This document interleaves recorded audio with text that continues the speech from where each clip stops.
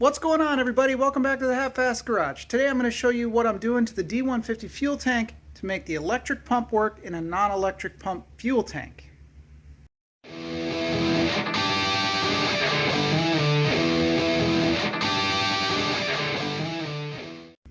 Alright, so you can see kind of what I got going down here. This is a 84 model tank, the Prospector package, huge, massive, 38 gallon I think is what it is. So this is the sending unit that goes with this tank, and they do not produce this anymore. So I can't buy another one and try to modify it. You can see that this big tube here, this is the vent tube that goes up by your filler neck where you put your gas in. This is a return, and this is your main line, I believe, something like that, or it's reversed. I can't hardly see in the camera, but yeah, main line, return. Okay, so what I need is something similar to this, which is the fuel sending unit out of my XJ, and you can see it's got the pump hanging down here. Look at all that. That's like a tarry type of goo that they put all over the top of this. Yeah, weird. Comes off with diesel though. But so anyway, got to make something like this for in there. Now my plan is to kind of take this idea, leave that in there because, you know, it has my sending unit on it, which still works. It has the breather on it and all that stuff. These are the AN fittings that I'm going to use for the tank.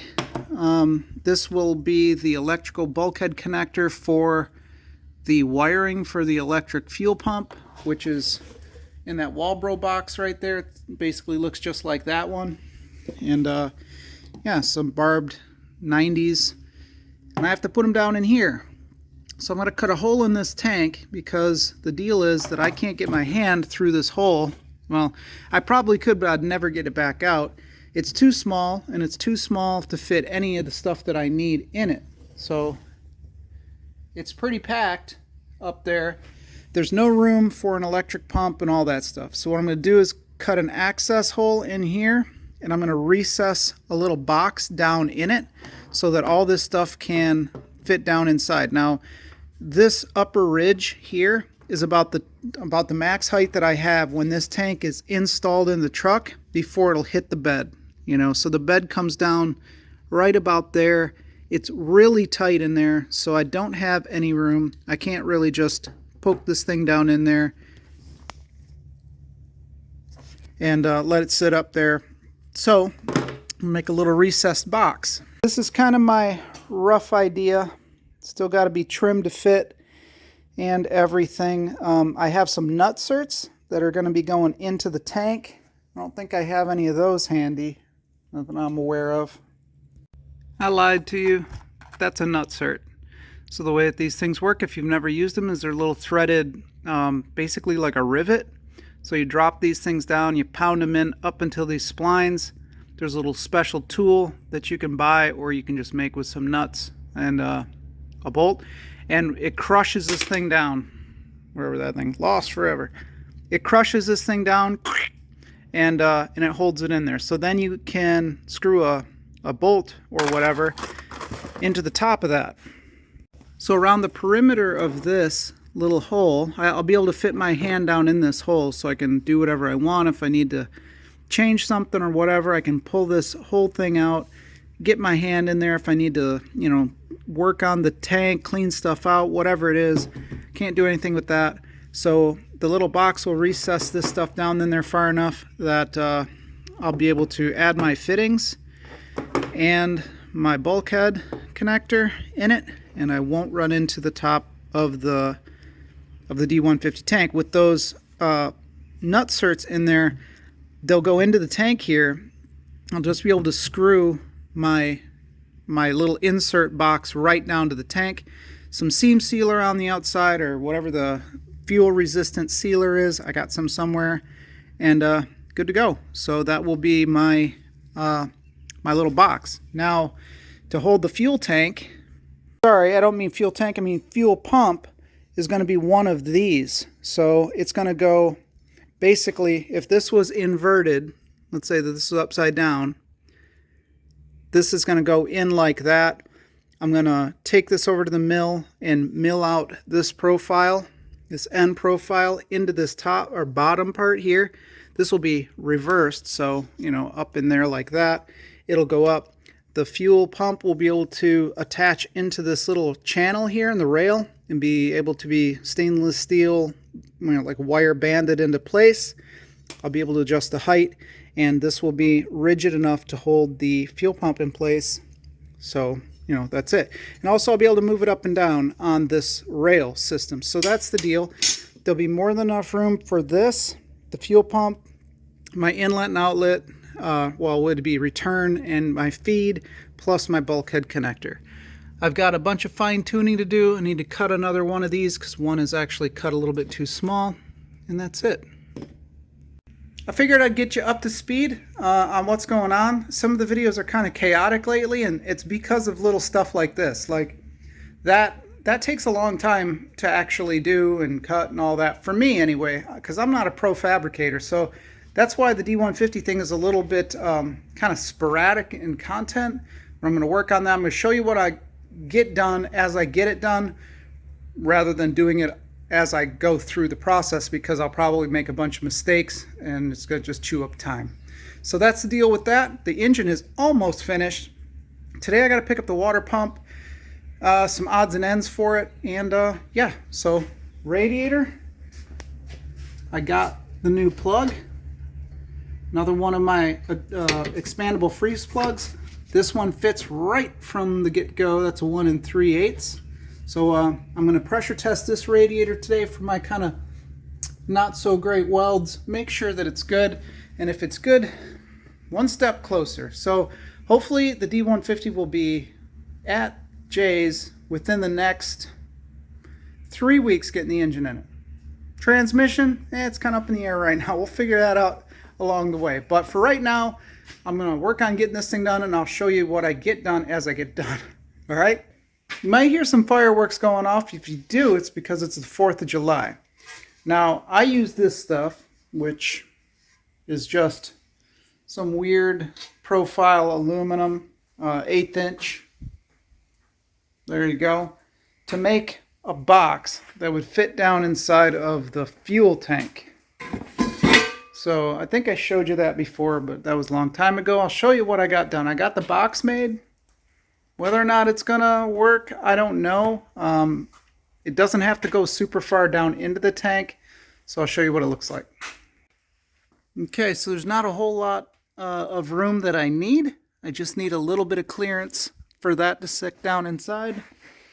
And this is what I made. It's filled with gas right now, and I don't see any leaks. The welds are not the best in the world, but you know, I did the best that I could. TIG welding is hard for me, especially on the inside corners and stuff, so I gobbed it up pretty good to make sure that it wouldn't leak. I don't see bubbles, and I don't see any stains, so I put it on the cardboard because the gas should leave a mark. So even when the gas all evaporates out, there should be like a stain on it, a little bit, like an oily stain. You can kind of see it like a shadow right there. That's what it'll kind of look like. So once the volatiles kind of evaporate out, it'll hopefully leave like a mark. So anyway, I'm going to leave it sit there for the night and come back to it tomorrow and see kind of what it looks like. I don't expect very much of the gas to be gone, if any noticeable amount, unless it leaks out. So that's my plan. This took a long time, believe it or not. All right, here we are the next day. Fuel is all evaporated out, which is weird. Let's see. I see a little bit of kind of shading on there. This thing was doing some weird stuff. I don't know if it's because of the fuel or what, but it was, the fuel level was well below this lip, but it was crawling up the lip and going over. It was weird. I kept wiping it down.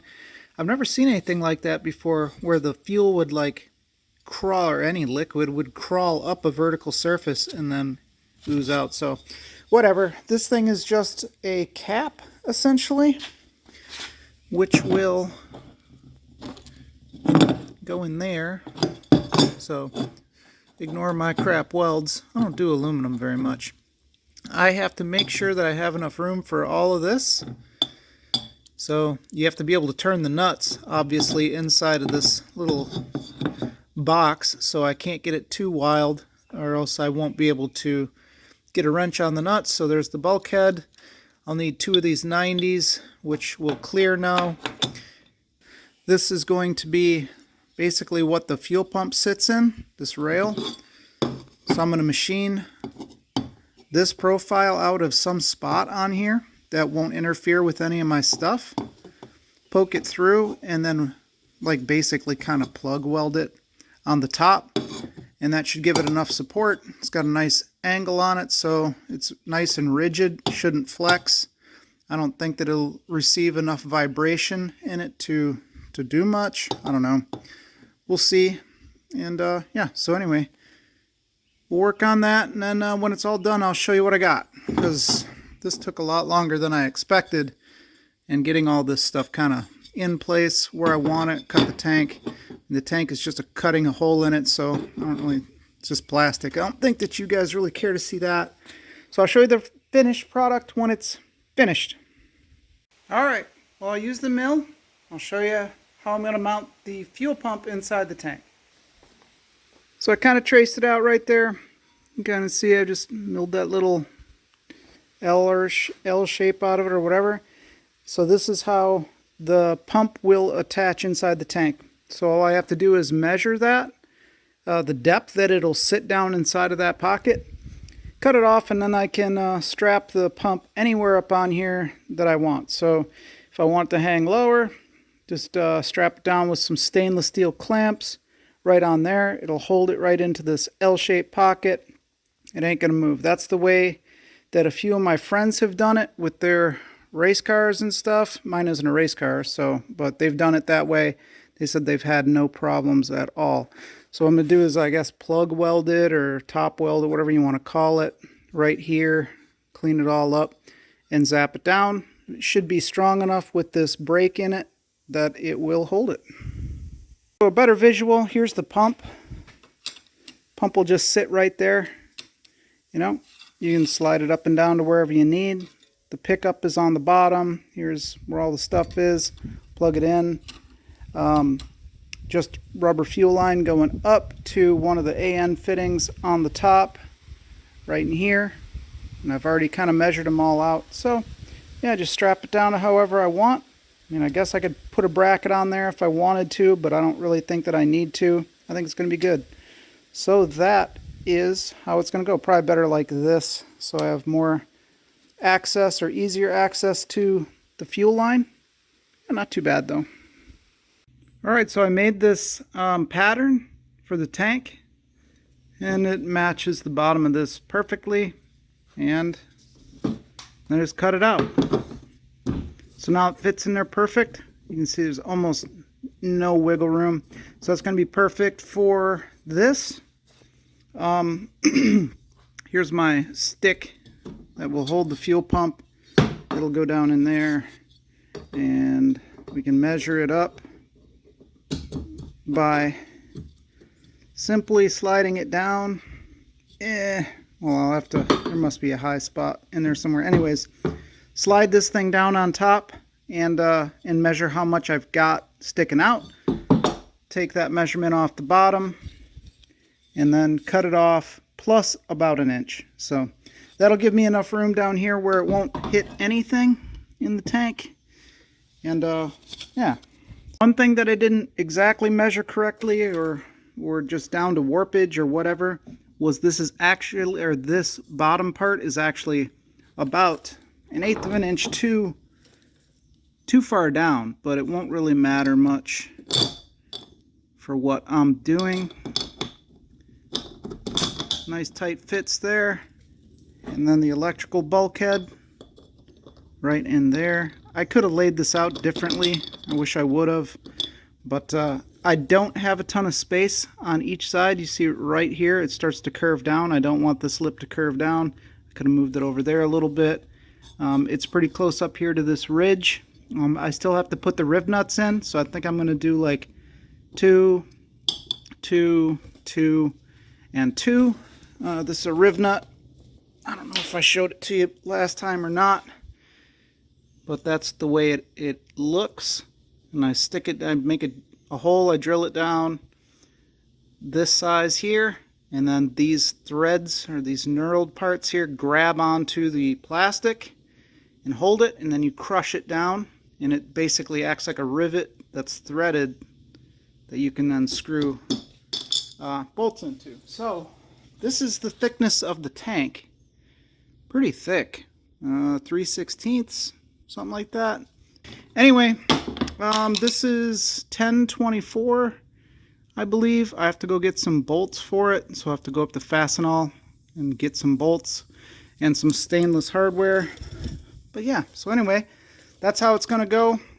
Like I said, I could have arranged it differently, but the way it's going to sit in the truck, I'm going to just use the rubber lines, and they're just going to loop back and go right up to where the sending unit, or where the hard lines on the frame are. So the hard lines for the frame are right here by this rusty area. So they're right there. They come across, and that's kind of where the truck sits, or the tank fits up in the truck, there and there. And I don't know, that might be the strap here. Yeah, so somewhere in here is where the hard lines will come out in this area, and then I'll just have to loop my lines up, connect them to the hard line. Good to go. It's pretty easy. Which ones haven't I done? This one? Alright. Tighten this thing down. Spread that out. Alright, so now it's tight on the riv nut. And they're down inside of there. Push down on the riv nut gun.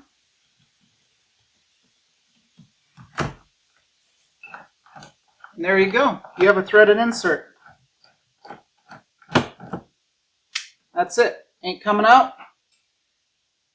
Good to go. So the way that it works is it crushes it, expands the center, like mushrooms it out. So this should be a nice fuel-proof seal now. So I have some gasket material and gasket maker that is fuel-proof or fuel-resistant. That will go all over here on the bottom. And there we go. Success. So I'll show you what it looks like now. Pretty much done. Just got odds and ends to wrap up, but it's no big deal. Alright, so this is how it's going to sit in the tank. Pretty nice. All the nuts just thread down in there like you would expect. Or bolts. Like you'd expect a bolt to go in. So I don't know if it was shown in the other video, but you know, the fuel lines and the fuel line in return kind of stuck off like that way, I believe, before. These are going to loop back around because I kind of should have drilled these holes a little bit different in here. So one little mistake, but I'm not willing to remake the entire thing for it. So that is roughly it.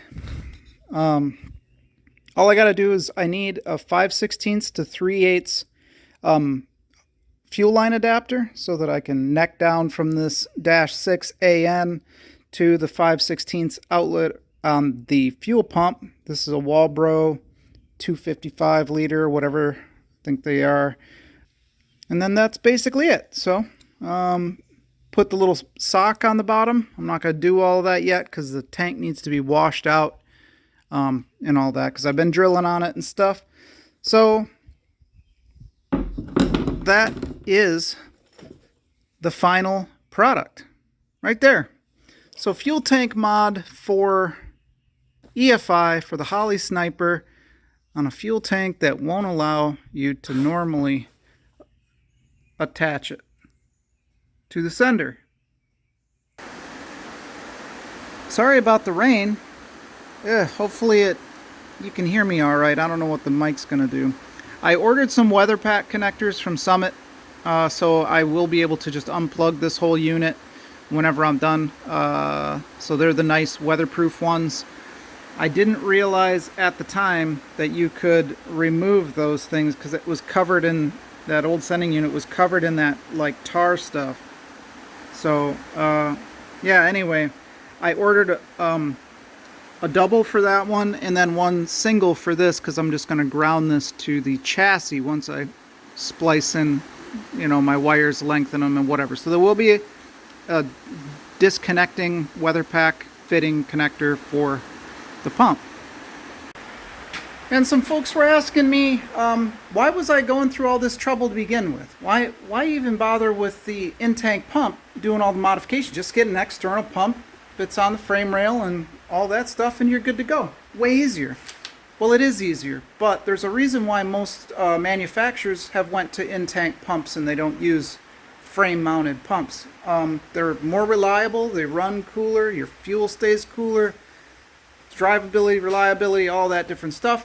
So, and I don't want the noise either. So I went with the in-tank mod for one thing because it's cooler. It's kind of more of like a, I don't know, it was more of like a cool thing to do. And I wanted the challenge of trying to do it and modifying my tank. And also, I don't want the noise of those external whiny pumps. I can't stand that.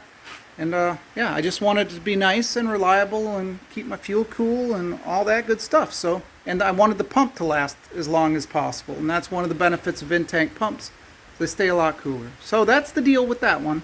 And that's why I went with this in-tank pump. So that's it. One step closer to getting the old D150 back on the road, or done.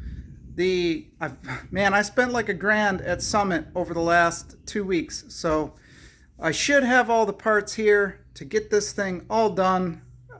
There's another roll of 3/8 fuel line, aluminum fuel line coming because I guess I misordered. I only got 25 feet and I measured it up the other day and it takes 14 or 15 feet for one line. So we're going to get that in. Should be here in 2 or 3 days, depending on shipping, of course, which has been the nightmare for this project from the start.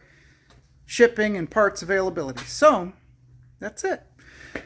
I'm going to call it for this video, and I appreciate you watching and hanging out. I hope that this inspired you to make some modifications to your tank if you have a similar problem to what I ran into. It's not so bad, and that Nutsert tool is going to come in ultra handy for, like, you know, putting stuff on thin sheet metal like that so I can screw brackets and whatnot on it. It's going to be great.